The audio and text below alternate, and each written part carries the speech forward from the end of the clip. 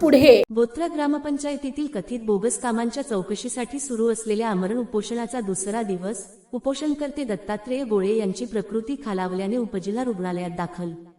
परंडा दिनांक जुलै 23, बोथरा तालुका परंडा ग्रामपंचायतीमध्ये प्रत्यक्षात कोणतीही विकासकामे न करता केवळ कागदोपत्री कामे दाखवून लाखो रुपयांचा शासकीय निधी उचलण्यात आल्याचा आरोप करत माहिती अधिकार कार्यकर्ते कुलदीप देशमुख आणि दत्तात्रेय गोळे यांनी सुरू केलेल्या आमरण उपोषणाचा गुरुवारी दुसरा दिवस होता। दरम्यान उपोषणकर्ते दत्तात्रेय गोळे यांची प्रकृती अचानक खालावल्याने त्यांना उपचारासाठी परंडा येथील उपजिल्हा रुग्णालयात दाखल करण्यात आले।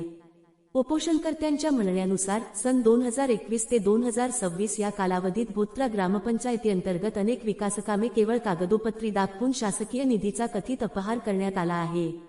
या प्रकरणाची सखोल व निष्पक्ष चौकशी करून दोषींवर फौजदारी गुन्हे दाखल करावेत, तसेच संबंधितांवर कठोर कारवाई करावी, या प्रमुख मागण्यांसाठी हे आंदोलन सुरू करण्यात आले आहे। उपोषणाच्या दुसऱ्या दिवशी दीर्घकाळ अन्नत्याग, उष्ण हवामान आणि शारीरिक अशक्तपणामुळे दत्तात्रेय गोळे यांची प्रकृती बिघडली। त्यांना चक्कर येणे, अशक्तपणा आणि अस्वस्थता जाणवू लागल्याने उपोषणस्थळी उपस्थित कार्यकर्ते व ग्रामस्थांनी तातडीने वैद्यकीय मदत मागवली। प्राथमिक तपासणीनंतर डॉक्टरांनी पुढील उपचाराची आवश्यकता व्यक्त केल्याने त्यांना परंडा येथील उपजिल्हा रुग्णालयात हलविण्यात आले। या घटनेनंतर उपोषणस्थळी उपस्थित ग्रामस्थ आणि समर्थकांमध्ये संतापाचे वातावरण निर्माण झाले।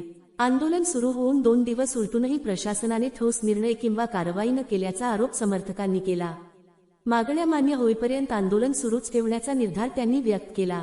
दरम्यान उपोषणकर्त्यांनी पुन्हा एकदा स्पष्ट केले की बोथरा ग्रामपंचायतीतील कथित बोगस विकासकामांची वरिष्ठ अधिकाऱ्यांकडून निष्पक्ष चौकशी व्हावी, दोषींवर तात्काळ गुन्हे दाखल करून अपहार झालेला निधी वसूल करावा, अन्यथा आंदोलन आणखी तीव्र करण्यात येईल, असा इशाराही त्यांनी दिला आहे।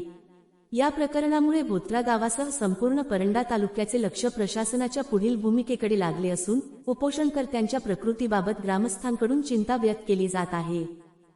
आपल्या परिसरातील बातम्या पाहण्यासाठी चॅनलला सबस्क्राइब करा, व्हिडिओला लाईक करा आणि बेल आयकॉन दाबायला विसरू नका।